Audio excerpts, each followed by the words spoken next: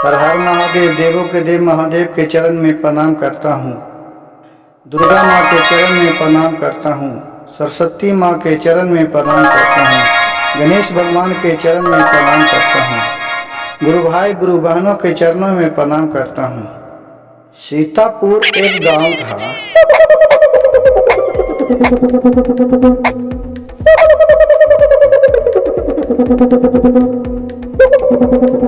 वहाँ जगदीश नाम के एक व्यक्ति थे जिनका 4 गो बाल बच्चा था।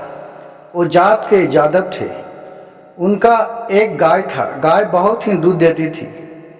उस दूध को बेचकर अपने 4 बाल बच्चा के पालन पोषण करता था। कुछ दिन के बाद बात हुआ कि सोचे कि एक गाय के दूध से पार नहीं लग रहा है और गाय भी अब बकेन हो रही है। कुछ पैसा जमा करके जाते हैं। जगदलपुर से एक हाट लगता है जंगल में, वहाँ से एक गाय और किन के ले लाता हूँ। तब एक गाय दूध देना बंद करेगी, तब वो गाय फिर दूध देगी, जिससे अपने बच्चे के पालन पोषण करूँगा। बेचारा बहुत ही परिश्रमी थे जो जगदीश थे। ये कुछ पैसा जमा करके वो जगदलपुर बाजार में पहुंच गए और वहां से एक गाय 1000 रुपया में किने। वो गाय के लेकर जंगल के रास्ते से आ रहे थे। उस रास्ते में 4 गो ठग भेटा। उन्होंने सोचा कि इस गाय को इससे ले लेता हूँ। उस ठग ने बोला जगदीश से कि भाई ये गाय को बेचिएगा। सोचा कि अगर ज़्यादा पैसा मिल जाएगा तो बेच देंगे। वो अपने मन में सोचने लगा। उस सोच के बोला कि हाँ ठीक है, बेच देते हैं। जो कितना दाम है? बोला कि 2000 रुपया दे दीजिए, मैं गाय दे दूंगा। कहा कि ये गाय तो 2000 के नहीं है। ऐसा करते हैं कि इसमें कोई तीसरा को पंच बना लेते हैं और जो कहेगा वो पैसा दे देंगे। जगदीश सोचे कि ठीक है, 2000 कहे हैं तो 1500 तो मिल ही जाएगा, कम से कम 500 रुपया फायदा होगा। फिर दूसरा गाय ले लाऊंगा। लेकिन कर्म का लिखा कौन मिटता है। उसके बाद 4 ठग थे। उसका एक बाप भी था, वो भी इन्हीं लोग में शरीदारी थे। जंगल में चारों एक जगह था, तो उधर से देख रहा है कि एक बूढ़ा आ रहा है। तो बोले कि देखिए बूढ़ा बाबा आ रहे हैं, वो जो कहेंगे जितना में आपको दे दीजिएगा। जो तीसरा आदमी ये बोलेगा, तो दोनों को कहा कि ठीक है, मान जाएंगे। जगदीश भी बोला और चारों भी बोला। तो उसी बाबा से बोला कि बाबा बोलिए ये गाय को कितना दाम लगावल जाए। आप ही को बात पर सब निर्भर करता है। वो बूढ़ा बोला कि ये गाय तो 500 रुपया के है। इतना कहने के बाद वो अफसोस करने लगा जगदीश की 500 का तो नहीं है, ये 500 में कैसे बेच देंगे हम।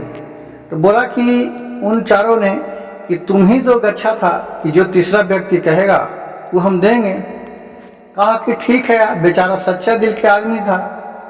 वो देख के और फिर अपना चला गया घर। घर जाके रास्ते में बहुत अफसोस कर रहा था चलो इसको बदला तो जरूर लूंगा। हो गया, भोलेनाथ के नाम लिया, कहा हे प्रभु इस दुर्घटना में मैं फंस गया। अब आपका ये चारों के पालन पोषण कहाँ होगा। और जो भी दूध गारता था वो शंकर जी पर डेली जरूर चढ़ाता था। वो बहुत ही शिव भक्त था। जो जगदीश था, जो उन्होंने कहा कि ठीक है शिव गुरु, आप ही इसका कोई उपाय सोचिए। बाबा ने, शिव गुरु शंकर जी ने उनको सोते रात में सपने में आए और बोले कि जाओ इसको तुम दूसरा औरत के भेष बन के जाओ और जितना ठगा है उसको तुम पीटना। फिर दूसरा दिन हुआ सुबह, फिर एक अच्छा लड़की के रूप धर के और वही जंगल के रास्ते जा रहा था जहाँ चारों ठग था। बहुत सुंदर लड़की थी। उसको देख के चारों ने बोले कि तुम लोग कहाँ जा रही है।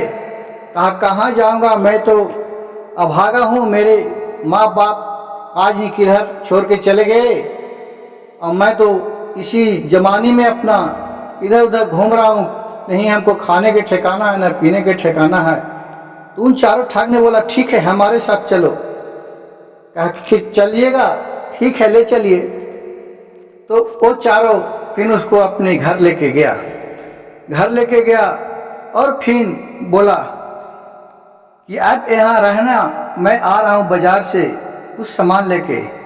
चारों के बाजार में भेज दिया लाने के लिए सामान।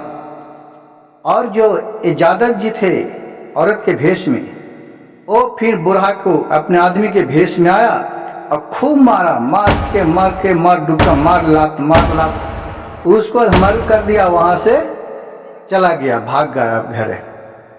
अब उन चारों उधर से आया, उसको बेटा तो देख रहा कि मेरे पिता के तो बुरी हालत हो गया है।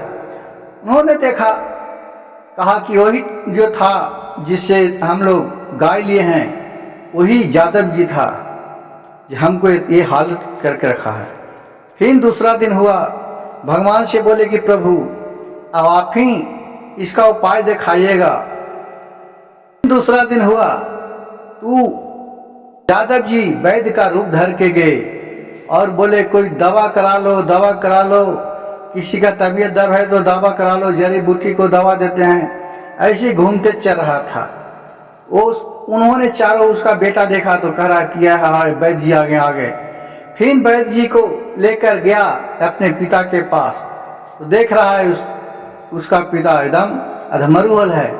फिर उसका नवजुवक देखा अल्लाह लगा के और बोला इस चारों के कि जाओ एक चार को जड़ी बूटी लेते आओ जंगल में से, तो इसको ठीक हो जाएगा, बहुत अनहोनी चोट है। चारों को भेज दिया लाने के लिए जड़ी बूटी। और फिर इसको मारने लगा, खूब मारा, फिर डुक्कम खूब मारा और मार के फिर इसको एकदम पट कर गया। और फिर वहां से आया और अपना गाय खोल के और अपना घर लेके चला गया। उधर से चारों थक के बेटा आया तो देख रहा है कि पिताजी के और बुरी हालत हो है।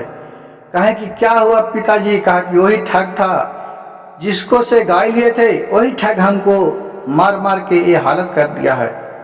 कहा कि बेटा आज के बाद ये सब ठग बजाय के काम धाम छोड़ दो। काहे कि बुरे कर्म का परिणाम बुरा ही होता है, एक समय न एक समय भगवान जिस तरह से जो कर्म करता है उसका दिखाई देता है। देखो हमने अपने जमाने में सदीना बहुत के ठगा, बहुत से रुपया पैसा कौड़ी सब तरह के ठगा, लेकिन आज देखो बुढ़ारी में हम चलने से अबदार हो गए। कम से कम इस पर तुम लोग ध्यान दो। आवाज के बाद भगवान को ध्यान लगाओ, सब वही नैया पार लगाते हैं। और इतना कहने के बाद उसका ठग के जो बाप था उन्होंने स्वर्गवास हो गया, मर गया। गुरु भाई गुरु बहन, इस कहानी से हमको एक ज्ञान मिलता है सीखने को कि जो जैसा कर्म करता है वैसा फल पाता है। अपने जीवन में किसी को बुरा कर्म करने का लास्ट में बुरा ही परिणाम होता है। उस समय तो अच्छा लगता है कि हम दूसरा को ठग लिए, अच्छा काम किए, लेकिन भगवान सब लिखा जो कि भगवान के पास रहता है। अगर मेरा वीडियो अच्छा लगे तो मेरे चैनल को सब्सक्राइब कीजिए, लाइक कीजिए और शेयर कीजिए। हर हर महादेव, घर घर महादेव।